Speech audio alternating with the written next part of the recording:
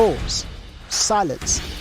Let's reconvene in person again, to reconnect, to tell our stories, to listen, to disarm ourselves of preconceived notions, to reframe, to reflect, to unplug. Welcome to #Unplugged22. Take a victory lap. High five a friend.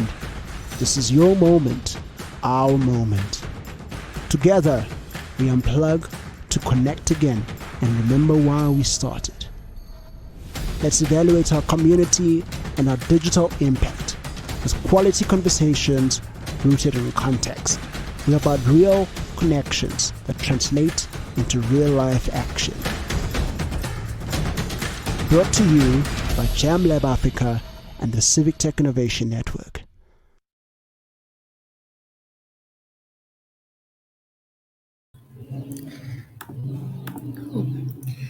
Hi everyone, and welcome to the Civic Tech Innovation Forum 2022. It's wonderful to have you all at this Civic Tech Let's Talk Data session. I'm Ella Elcock, and I'm a project lead at Open Cities Lab, a civic tech nonprofit based in South Africa. I'm excited to be facilitating this event, and thanks to everyone for joining us today. But special thanks to our speakers, Harvey Banamu and from the Magamba Network, and Sarah Findlay of the Africa Data Hub project. But I'll quickly let them introduce themselves a little more first, and then we'll have them present. Harvey. Thank you, Ella. Morning, everyone. My name is Harvey. I am the tech officer at Magamba Network, which is a youth-focused advocacy organization using satire, comedy, and now civic tech to reach out to the youth and educate them. Thank you. Thanks. Sarah? Morning. Hi. So yes, as you were saying, I'm Sarah Findlay, and I am the project lead for the Africa Data Hub, which we'll get into in a bit more detail. And this is a project that is coordinated by Open Cities Lab. Thanks for having me. Oh, and I'm based in Joburg. Awesome. Thanks, Sarah. Cool. Harvey, would you like to start presenting? All right, great. Just load up the presentation.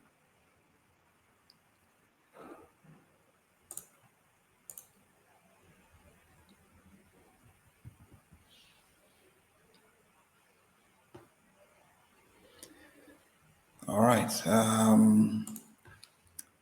Are you able to view my presentation? Yes. All right, so I'll kick it off. So, Magamba Network, Civic Tech, let's talk data. Lessons learned building civic tech solutions. I think my job has only been formal for about a year, but I've been in this space going back to 2018, almost 5 years now in the civic tech space. It was supposed to be a co-presentation between myself, Harvey, and Munya Dodo, who is my boss technically, digital X lead here at Magamba Network, but he couldn't make it, so I'll try and make sure I do a good job of it. Okay, so basically my presentation will walk you through our journey, how we got into it, and what was the state of Zimbabwe at the time. So we're based in Harare, Zimbabwe, and it's an exciting place, I think, so I'll say. So in 2018, we had 92% of Zimbabweans had mobile devices. 59% of the devices were on the internet. We crossed the 50% threshold. And as that was happening, the mobile network operators in our country introduced low-cost social media bundles. We're looking at WhatsApp bundles, Facebook bundles. So at that point, the internet has started to turn into social media. People were able to either purchase very expensive data bundles for everything or something low priced to access your WhatsApp and your Facebook. So that changed the face of the internet to move towards social media and people sharing and collaborating and convening there. So that's 2018. Also, there was an election year after the interesting retirement of the previous president. Okay, so because of that, the subsidized bundles, WhatsApp became the internet. Conversations were happening there, e-commerce was happening there, collaboration, community groups were happening there, neighborhood watches were starting to convene in these groups. So WhatsApp was a source of information, entertainment, and collaboration. So maybe before I get into that part. So what I am going to do is walk you through some of the work we've done, the specific solutions. So what we did at the time, that was my first project with Magamba Network, was I approached Munye at the time, like, hey, listen, I know how to build automated WhatsApp responses tied to a database. Can we use that to inform the people who their candidates are? Because at that point, you know there's an election coming up. You're not even sure what your constituency is. You're not even sure what your ward is. You don't even know who you're going to vote for until you get to the voting booth. Can we provide this information beforehand and let people at least get some sense of information around the election that's coming that's specific to them? So I said, sure, go for it. So we built it. It was a bit of a hack because I think in 2018 there was no official WhatsApp API. I was fresh from comp science college and I figured out a way to build it. Like, fine, let's go ahead and try it out and see what happens. So for the technical people in the room, it was hard coded, nothing fancy, tied to a hacked together API interface for WhatsApp, and I think we did Twitter and Facebook as well. You would send a message and you'd pick through your word and literally like a USSD menu, and we'll send you back your information, just who your candidate was, what party they were in, where to find out more if they had an external site.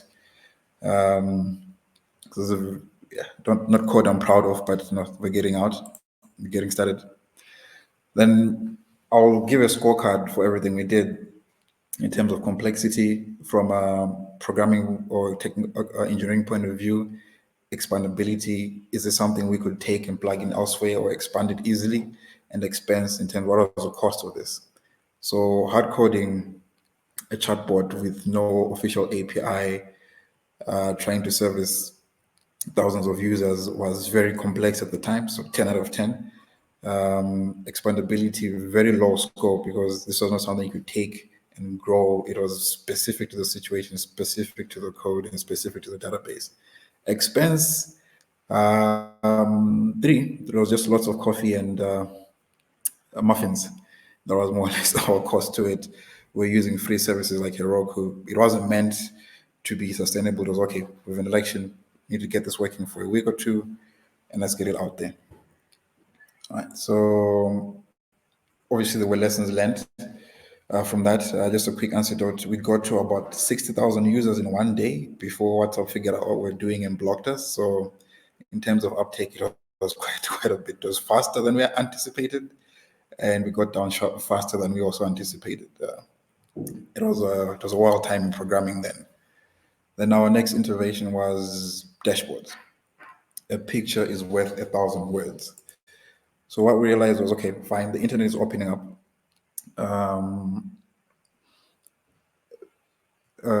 Perhaps we can visualize some of this data in form of a website. Yeah, it's okay to get a text and tell you who you're voting for, but when the results start coming in, are you able to see visually and picture who won, who's representing you in parliament, which parties ahead, and etc. So we built a dashboard for this. We've used it. We had a rudimentary one for the 2018 elections, but we built a much more complex one for our with elections in 2023 March. So we built a much more complex one there, and quite visual, quite interactive. We did get a bit of traction there. In terms of the technology, still on the programmer-centric side. So just name it, for a database, we're using MongoDB, used Heroku to host Node.js, and Bootstrap, and some of you for the way to look. Okay. So just some screenshots on the code was looking cleaner, a bit more scalable. We had a dashboard for volunteers to help us fill in that information, the custom made one. So in terms of scorecard complexity, yes, there'll always be some level of complexity when you're building a custom solution, and the score is a bit higher because we built our own internal back end and we didn't have time to teach people how to use it. So it was inputting information as you teach people how to use the back end, trying to fix the mistakes as we go. Expandability quite low as well because it was specifically designed for the Zimbabwean context. You can't plug it in and use it in another country.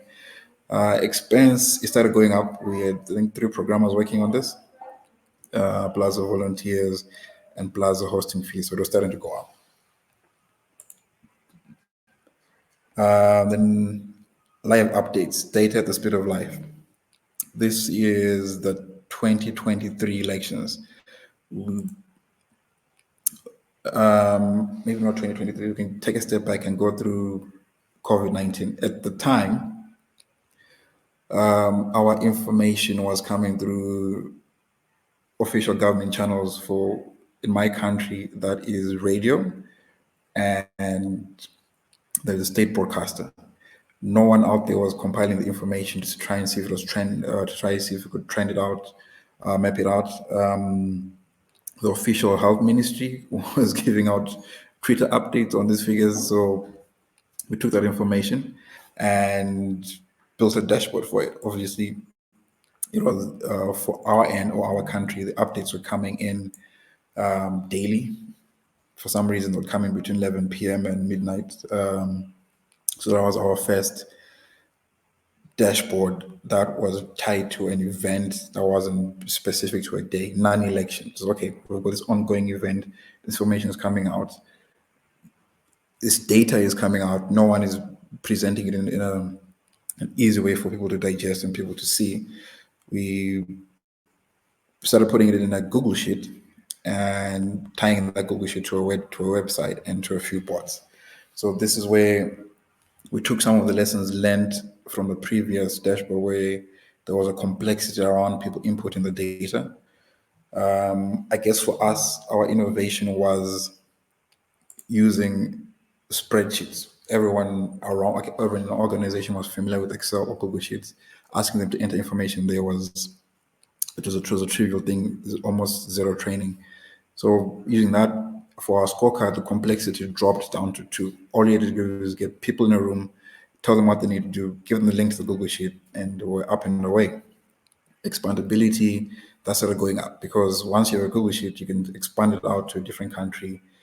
You're more or less collecting the same metrics, tied to the back end and tied to a dashboard. Expense, it's Google Sheets, it's free, or if it's paid, it's a reasonable price. I think $5 or so per user, and you could use one user if budget is tight. Okay. So collect, correlate, share. Building on top of the idea of using Google Sheets as the database, we went into a by-election period in March and said, okay, look, we can share the results of the elections as they come out. A bit more context as well. In Zimbabwe, it's illegal to publish results of an election. You can go to a polling station and they may be visible, but if you share that out before the election authority it's a crime. So we had to get people together in a room and say, okay, look, we need to get the data coming in from the election officials. As soon as they say it, as soon as they publish it, we push it out where people, I think 3 or so provinces sitting at their laptops, same Google Sheet. As soon as these officials announced it, they'll type it in, and with some sort of live updates. I think that was probably the first time it's been done in the country, besides Twitter as well, where it's a dashboard. You can see in real time who won, what party, what votes. So for us as as a country, we have elections next year. So we took it as a dry run for the bigger elections, and I think it went pretty well. I think maybe just, so this is what it looked like, just dashboard data. You have the dates. I think this is the COVID part of it. Highlight so what we did, we highlighted the columns that were computed using formulas and told people, hey, if it's highlighted, don't touch it, stick to what's not highlighted. And I think that was more or less a training around it. The complex part of it was connecting the Google Sheet to the dashboard. So luckily, Google being Google, they have a very extensive and well-documented API on how to access this. People working on it don't necessarily need to know what's going on here. They just need to know how to access the Google Sheet, how to fill in the data. Once you've got the API all tied to the specific columns, it's just plug in your visualizations and you're good to go. Okay, and one thing that we did do, we open sourced the project. Once we were done, we did hold a hackathon to say, hey, this is what we did. This is how our dashboard looks like. This is the structure of the Google Sheet we're using. This is the code we're using to link the dashboard and the Google Sheet. Let's spend a day. Let's see how you guys would do it if you had a chance and how you could do it better. Quite a few interesting solutions that came out of it. I think one of the most interesting one was how to present that data for offline communities using we call them rural kiosks, but again, beyond the scope of this discussion. But sharing out that information did yield some interesting responses. Lessons learned. I think the CAP summarizes it very well. Begin. All the things we've done up to about maybe when things became a bit official this year, where a thought, an idea, and say, okay, we don't have the resources, it won't be perfect, let's just build it and let's try. And I think the very first thing we built, the WhatsApp bot, is what built the confidence into this. Having an idea, hacking it out for a couple of hours, sharing it out into the world, and literally 60,000 people trying to access it within a matter of 3-4 hours. It was quite a humbling response, and I think that is what built more or less everything. Okay, we see the need, let's build it and let's give it to the people. If it works, we're doing something right. If it doesn't, we'll probably get feedback and we can build on top of that. I'll talk a bit about the cost versus complex matrix. This has to come out because we are civil organizations. We don't have the budgets for tech companies to spend on building these things out and maintaining them indefinitely. So it does come into play on who can build it, how much will it cost, and who can maintain it. So generally, less complex and less costly Google Docs. We live by it now. Google Docs, dashboard, a bit of code to link it, self-managed, grows and expandable. The most expensive thing and most complex thing we've ever done involved hard coding, databases, essentially the engineering approach.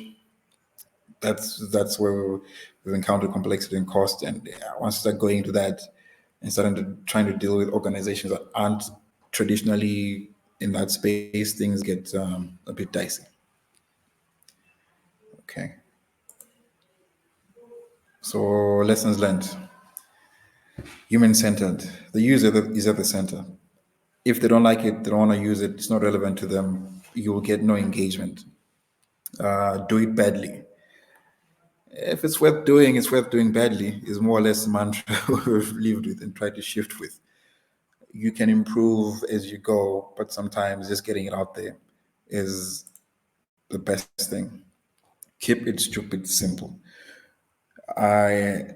Because of the engineering background, there is a tendency on my end to try and build complex, multi-featured solutions, but sometimes just keeping it simple and straightforward seems to get a bit more engagement.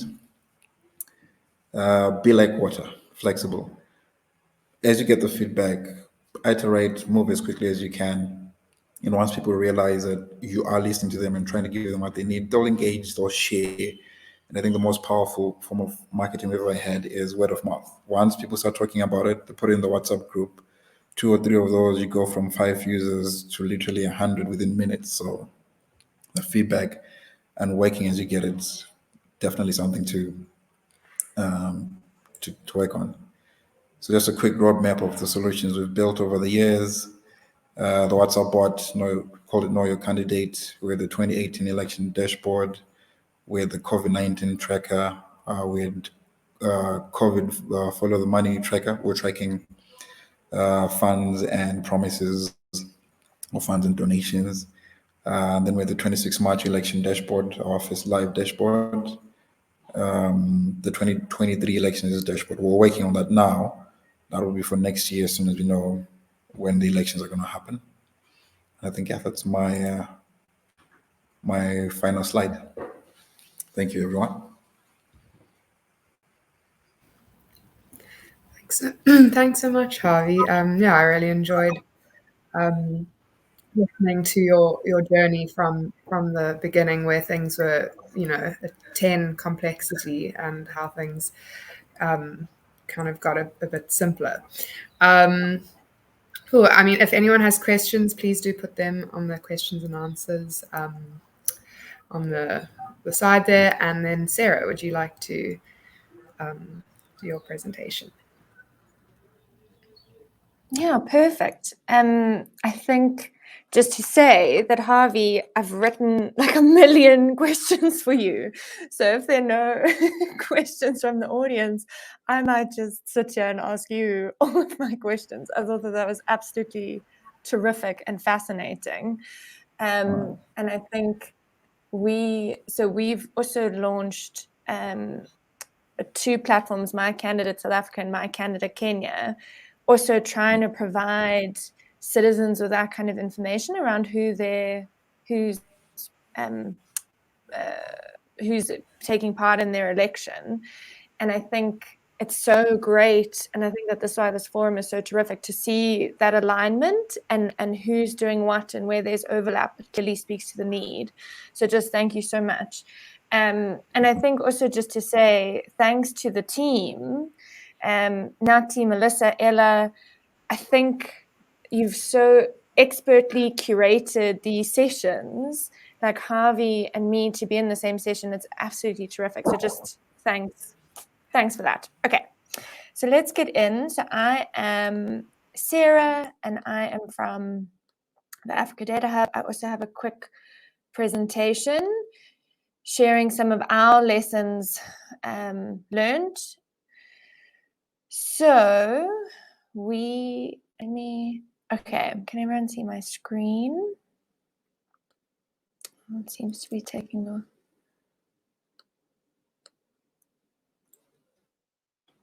Can everyone see? Ella? No, not yet. Are you presenting a tab? Yeah, it says sharing. Let me try again.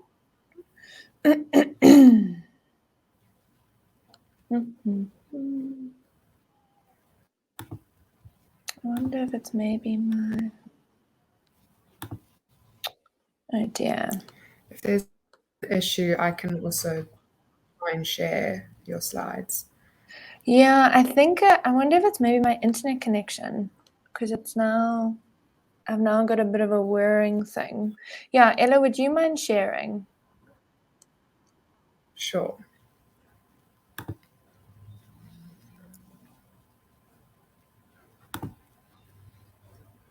In the meantime, I've dropped the link to ADH in the chat. I even tested this morning.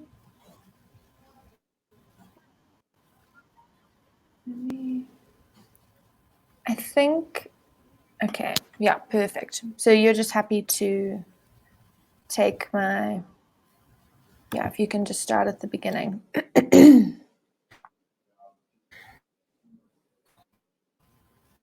Okay.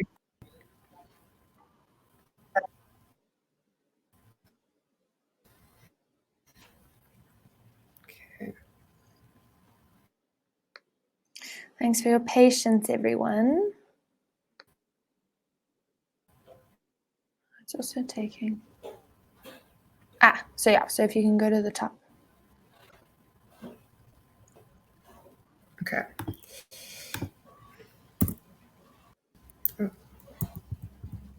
Okay, sorry.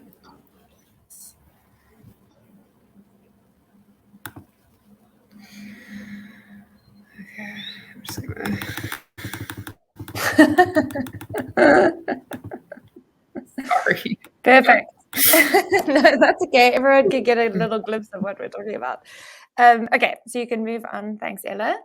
So as I said earlier, I'm the project lead at the Africa Data Hub. Oh, do you want to? Yeah. And our mission is to lower the barriers that African journalists face in accessing and using data in their stories. Our focus area is specifically around health and development, but that can actually extend to a whole wide range of issues. We started in September of 2020, and our first use case was around COVID. So Harvey, it's interesting to see the overlap that we have in our work. Cool, thanks, Ella. So for us, we've got two sets of challenges. The first relates to data. So data, specifically on the continent, is often incredibly difficult to locate, retrieve, and analyze. It can be holed up in behind paywalls or down dirty government websites that are, you have to follow 1,000 links to get there. And in many cases, the data is actually offline. So it's collected via paper, and we don't actually have digital solutions for that. But the other problem is that in many cases, the data simply does not exist. So it's not being collected for whatever reasons. And that is one major gap that on the continent we're facing, is that the data isn't made public. It's not accessible, and that leaves a giant gap in terms of the transparency around decision making. You can go onto the newsroom. So we're dealing with the data challenges, but we're also dealing with the newsroom challenges. So journalists trying to write stories around critical issues struggle to find a source of reliable real-time data. In many cases, there are conflicting sources. So a government authority might say that this is the situation around one theme, an international authority says something different, a local NGO says something different. And so who do you trust? And invariably and unfortunately, we end up trusting the international authority. And that's something that we're looking to overcome. Like, our data should be used for our good, and there should be a level of authority that we have about our own context and about our own situation. But the other challenges that we have are around the incredible resource constraints that journalists face. There are just fewer journalists who are expected to pump out more stories, do more on their stories, create visualizations, take photographs, edit their own work, share it on social media. Just the responsibilities are increasing. And with the absolute kind of bloodletting that's happened in newsrooms, there are just fewer journalists available to do it. And then specifically related to data is that there's just like a lack of skills to source, clean, and analyze data for journalists to use in their stories. And we see data as this invaluable resource that can really shift a narrative and provide alternative perspectives to something. It can help us show trends and outliers. It can be a real starting point to a story. But if journalists don't have the time or the skills to be able to do that, then we've kind of they're cut off from that from the very beginning. And the other thing we've also seen is that journalists are often very intimidated by data.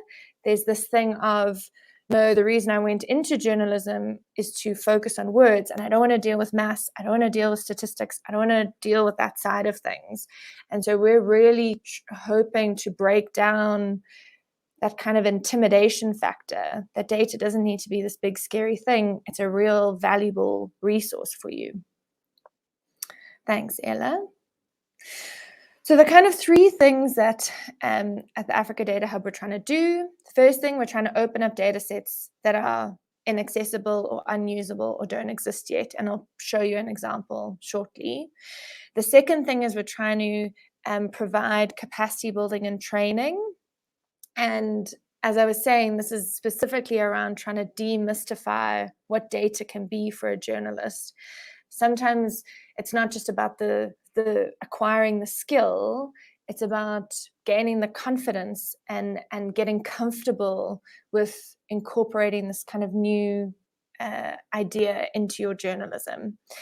And the last thing, which is a relatively new addition to our strategy, is around building a community of journalists who can support each other. So something that we've really seen in our work with journalists across the continent is that there might be pockets of journalists who are interested in data, but they're often operating very independently and in quite a lot of isolation from others.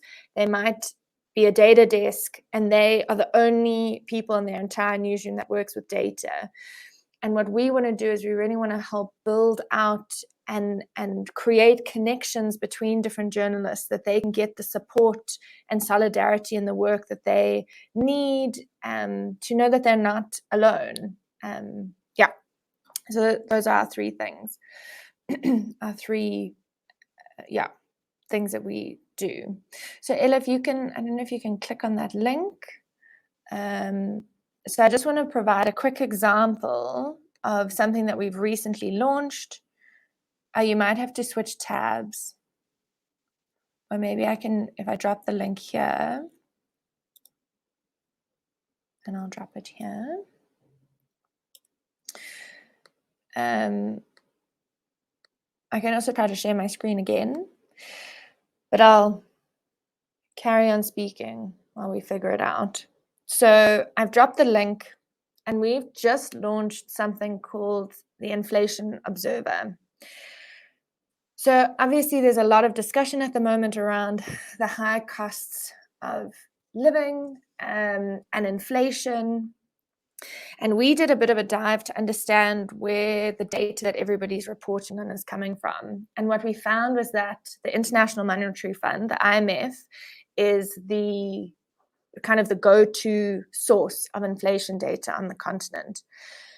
But what we found is when we looked at individual countries, African countries, there were massive, massive gaps. Because countries volunteer their information to the IMF, sometimes the national bodies opt to not share it. And so it appears like there are big gaps with the IMF data. Sometimes hasn't been updated for some countries for several months, even years.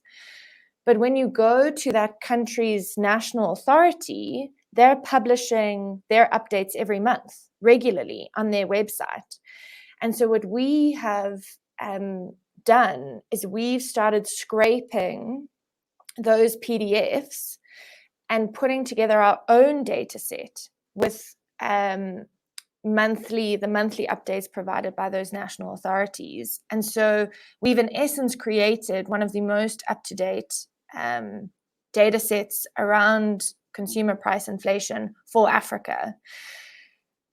And so we have the data set, and that's available for download, and I can speak to that separately. But then we also decided that it would be helpful to potentially make an exploratory tool. And so what Ella's showing on the screen is this tool where you can select your country, and it shows where that data over time. You can zoom in and look at specific time frames. You can download that data. You can download a JPEG of that data. And you can also, consumer price inflation values are often made up of different categories, and you can investigate the individual categories. And so this is just kind of one example of the ways in which we're trying to open data, either by collecting it ourselves and aggregating it ourselves, but trying to make data more accessible. Instead of getting a whole spreadsheet, if you're not necessarily data savvy, or you might be intimidated by data, having it kind of pre-populate a graph might make it more accessible for you. Alongside this, we also provided several resources to help journalists understand what inflation is, why the increases don't necessarily match the increases of food. And just trying to unpack the complexity of what inflation actually means. Okay, Ella, if you can go back to the presentation, please.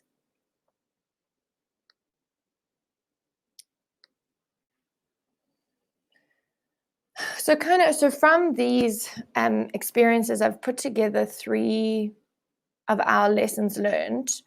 And I love the fact that, Harvey, there's so much overlap between what your big lessons are and what our big lessons are. So firstly, because we're a data hub, our biggest issue is not the tool, it's not the visualization, it's not the graphic. If you don't have the data, that credible, quality, accurate, up-to-date data,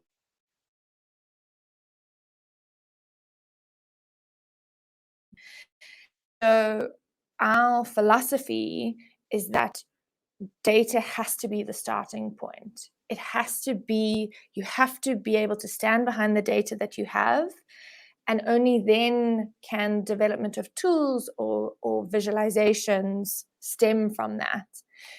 And what we've really learned over the last 2 years is that collecting the data, cleaning it, analyzing it, that is time consuming, resource intensive, but that's where the work is. So for us, that's why the next phase of this project, so many of our resources are going into opening up these data sets, because it takes time and manpower, person power. But without good data, you're kind of dead in the water. Next, please, Ella. The other thing is that we are a collective of 6 organizations, and collaboration can be difficult, but incredibly, incredibly powerful in terms of the ideas that can come up, what you can produce when you have a diverse set of people in the room is way, way, way better than what us as a tiny team can come up with. So we are 6 organizations. We're based in South Africa, Kenya, and Nigeria. And we're in 6 cities, which even of itself gives different experience, lends itself to different experiences. And each organization, we have our own process, objectives, personalities. And it's been a really interesting journey to try and figure out how we align and how we collaborate together. But just to say a quick plug, we have a session this afternoon through JamLab at 2:30 to talk specifically about collaboration. What can we as 6 organizations who are kind of thrown together in this project share around our lessons? How can you learn from the mistakes that we've made? If you're considering going into a collaboration, I really suggest that you join the session this afternoon. So yeah, collaboration can be difficult. And then lastly, and Harvey, you spoke to this around being flexible. So what we are very, very clear on is you are firm and solid in your mission and your objectives. You hold your North Star very, very, very tightly. But the way you get there, you hold more loosely. You come up with an idea, you experiment, you see that your idea actually doesn't hold true, and you have to be able to drop it. And that can take a lot of kind of self-awareness and letting go of one's ego, because you invest a lot in something and then you have to drop it. But we are very firm in having to be flexible, having to experiment. And I think it's a really powerful lesson for an individual, but also for an organization. But then also specifically, you have to keep in mind who you're doing this for. I feel like we often throw the words user-centered design or user-centered development around, but actually what does that mean? Who is your user? But actually knowing that they are a human who have a family, who have a job, that they're faced by different constraints. It's not enough that we keep the user as the abstract, as this kind of person that we're building it for. And we really have to bear in mind their kind of humanity, and make sure that they're at the center of everything we do. So yeah, flexibility, experimental, but very kind of people focused, because we were trying to have impact for people. Yeah, so thank you very much. I look forward to your questions.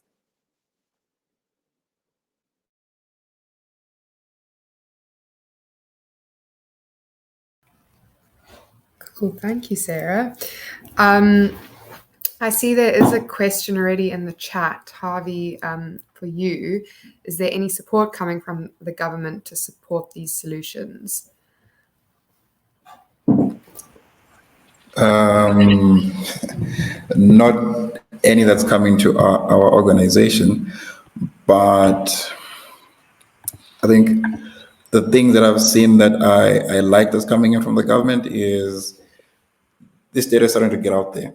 It's not in a format that's friendly for either processing it or for putting it into dashboards, but it's out there. I'd rather have data I can scrap than not data at all. So I'll give them that. As to funding, no, I don't think there's any initiative around that. They seem to be happy with what they have, and yeah, we're just building on what they can give us or what we can extrapolate from what they give us.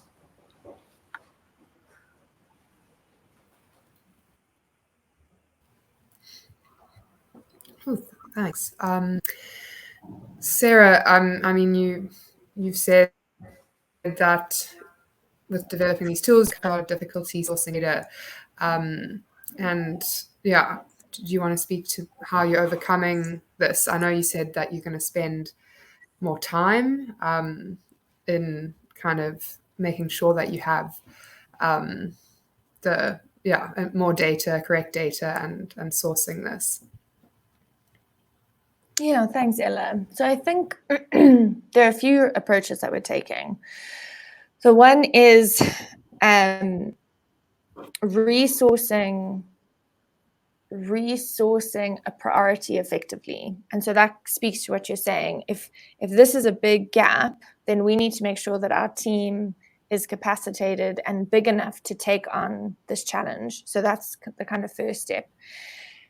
But the two major things that we are implementing, the one is building partnerships with data organizations and research organizations.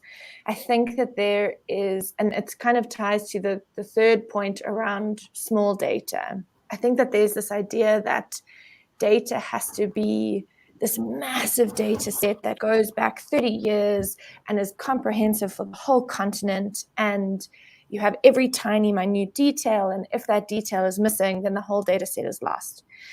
And the approach that we are looking to take is that actually there are so many organizations that are working in spaces that are of interest to us, that are collecting data. So for example, I know that in South Africa and in Zim, there are several organizations that are collecting data around services at healthcare facilities. And you know, is there discrimination against certain types of people? What are waiting times?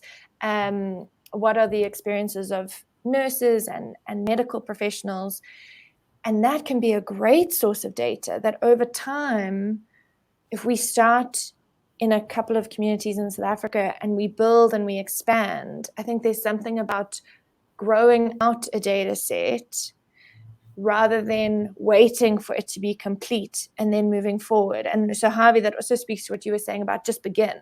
I know that you were speaking specifically about tool development, but for us, it's also about identifying a starting point and then scaling from there. And then the more people that hear about it, the more people that can contribute, or the more feedback you get to say, oh, sorry, that actually isn't the experience, or I think you might have misapplied the context here. And so, yeah, throwing resources behind it, building out partnerships, but also kind of dropping this idea that these huge sweeping data sets are the only type of data that you can use or that are applicable to you. Well, thanks. Yeah, I like that answer. And Harvey, I know your mission to use at Nagama Network is to use creative forms of youth activism to open up democratic spaces in Zimbabwe. How's this fitting in with your vision and the civic tech work? I mean, I know you've kind of included the civic tech in that now, but how do they kind of come together? So I think Magamba is built on starting conversations. Originally, this was through satire. We have a comedy skit. You're talking about sensitive topics in a joking manner, but we are inviting conversation around them in a way that, quote unquote, is safe. So our initiatives build on that. We present to you data. I think with a recent, I think a couple of days ago, our election authority released the voter population data in a tabular form. And in that form, people go, oh, okay, this place is a minority area that being misrepresented. Then we took that data and we graphed it out and said, okay, fine, let's show it as a percentage of population in terms of voter population, in terms of the population of the country. And you realize they're actually representative. There is no funny business, so to speak. So, okay, here's the graph. Start the conversation. Do you still believe there is something going on, or it's actually representative? We purposely just share the visuals and not necessarily narrate. You say, okay, this is all. If you analyze it and break it down and visualize it, this is what it looks like. Do you think your assertion still holds? Then from there, those conversations start to happen. So it's taking the data, visualizing it, bring out narratives that would never have come out in the form of a spreadsheet, and people start to talk. So it's still the same outcome, but just a different way of getting to it. Yeah, thanks. And I also just wanted to speak to your candidate project with the elections, just because at Open Cities Lab I was quite involved with that, and really, yeah, I mean, think they're amazing projects. And you said that you have elections coming up next year in Zim, and what is the plan going forward? Are you gonna, I mean, continue with using WhatsApp? As you said, WhatsApp is what for a lot of people the internet and the most accessible. But do you have a plan for? I mean, I know you got kind of cut off by WhatsApp when they noticed all the users coming onto the platform. Yeah. So what's the plan? So the world has changed quite a bit since 2018. There are now straightforward ways to connect to this platform. So as it stands, we have a website. We have an election dashboard where it's okay, this way we're going to compile all the data in a visual form, but sticking to what the lessons learned during the COVID tracker, we will most likely open source the API. We tend to do that and say, okay, listen, developers out there, here's the API, you can build on top of it. If we do get a bit more resources, definitely once that API is up and running, we can connect it to WhatsApp, SMS, your washing machine if it's smart enough. So for us specifically, it's allowing that to happen through the API. If we get a bit more resources, definitely WhatsApp is it. SMS is definitely a thing. I think 92% of the entire population is on SMS. So we'll definitely be reaching out through that one. And voice call, we've been experimenting with that as well. Pick up the phone, call us, and navigate through it. I think that's more or less collate it, centralize it, and share it out. Whether that's through something we build or something where we allow someone to build on top of. Nice. And how is the availability of the election data? I know we had challenges up until right before things weren't kind of released, like the data that we needed. You ask simple, tough questions. So the election data, I think let me break down on what's available. What's contentious right now is delimitation data. What constitutes a what how is it going to be mapped out? And this is building on top. This is building on top of our census data. So the census data is starting to come out. So a lot of attention around. Okay, so this is where people are. How is the election authority going to use it to map out? Just give me a second.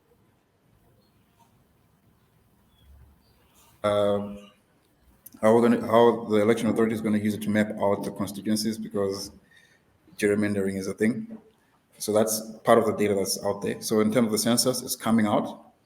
We do have access to it. It's not as detailed as it would like, but like Sarah said, you build what you have. The other contentious data set is the voters' roll. Now, previously, you could get it as in its entirety for the entire country. But what seems to have happened was there are stat guys and data analytics guys who went through it and pointed out some issues with it.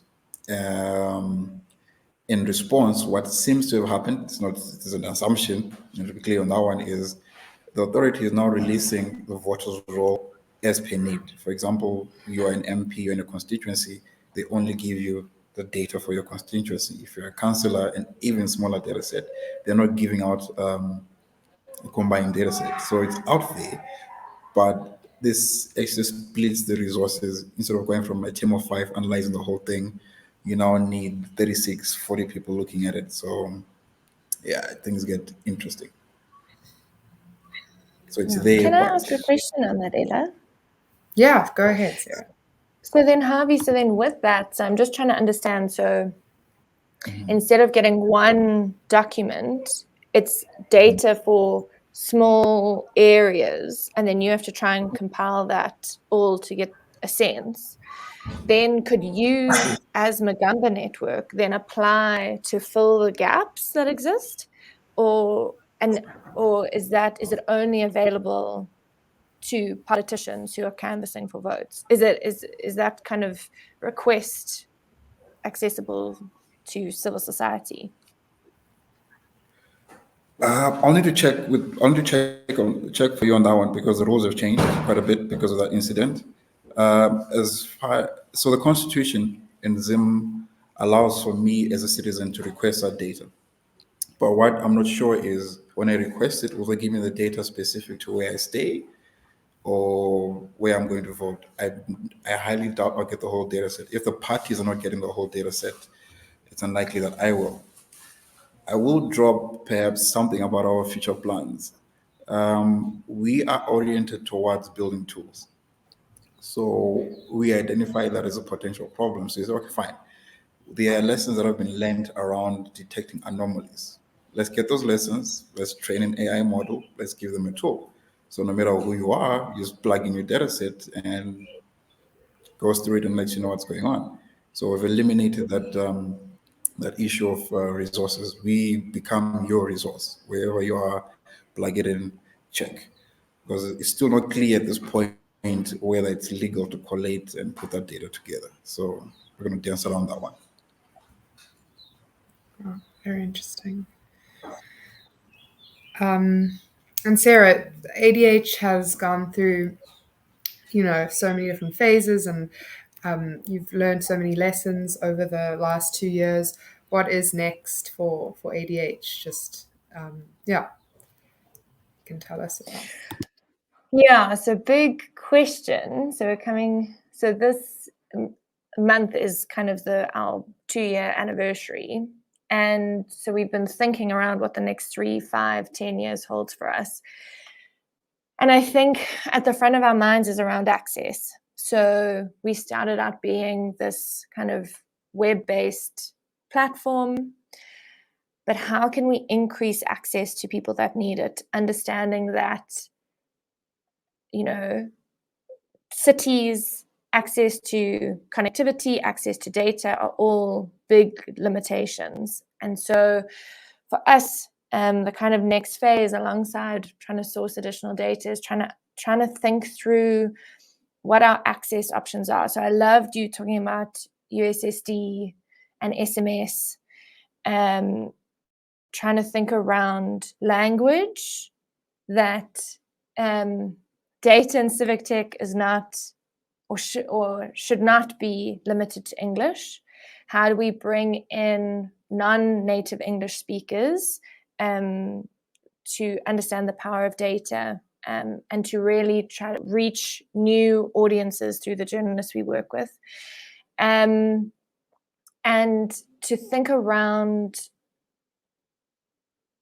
other media. So I think because we are kind of this web-based platform first and foremost, when we think of journalists that we work for, they're often digital journalists. They publish things on YouTube, they publish things on TikTok, or content that's written for a web page. But radio is king. So how can we transform data journalism? So we're currently experimenting with the term kind of data verbalization. So with radio, you don't necessarily have access to a visual, but how can we equip journalists to better describe in detail data for listening audiences? And so these are our big plans, and we, as a team, we're getting together in 2 weeks' time to kind of talk through these things. And so there's a lot of energy and excitement at the moment to really think around what does ADH of the future look like. Awesome. Yeah, I mean, I forgot to say, but if there are any questions, we've only got a few minutes left, so you're welcome to put them in the questions and answers section. And yeah, if anyone has anything, closing things they want to say, Harvey, Sarah? Harvey, we'll be in touch. Just a few comments on our organizations. I think for Magamba Network, our focus has always been how to get the data to the people. So the whole connectivity and all those things, I think we've got that figured out. Even some offline solutions, I'll be happy to share with you on how we manage to get the data out in rural communities. But on our quest to understand who our customer is, we've inadvertently stumbled into data collection, small data as you speak. What's the population? Well, at this point, the idea was, okay, can we build a model of who our people are? What are the chances they are female? What are the chances they're in this province? What are the chances they live in a house with 6 rooms? Do they have tap water? So we started, it's a slippery slope. So we've got all this data around the demographics of your average Zimbabwean in terms of housing, general stats, internet connectivity, how much to spend on the internet, and sometimes even entertainment. So I had a question around how do you know what data source to trust? We have a lot of this small data and not really sure what to do with it. Joining the 2:30 session to try and see perhaps if we could push that to you. You didn't mention anything in Zimbabwe, but there's quite a bit that we are sitting on and we could add to yours.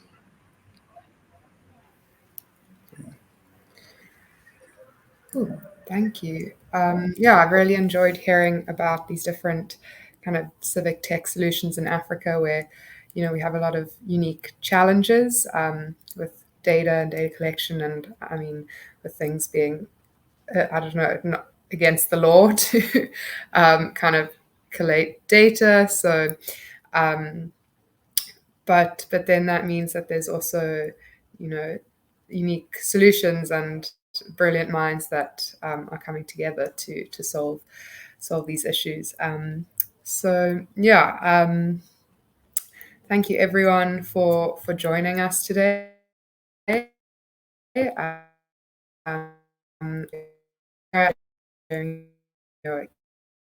Of civic tech and data. If anyone has any more questions or wants to reach out to you, they'd be happy to chat. I think everyone's on the internet, on LinkedIn, or at Magamba Network or Africa Data Hub. So just go check out those projects and organizations online. yeah, I think that's it. It's 10 o'clock. So thanks everyone again, and hope to see everyone in some other sessions. For the rest of the week at some Jamfest and CTIF sessions. Cool. All right. Thanks, Emma. Bye. Cheers and thank you for having me.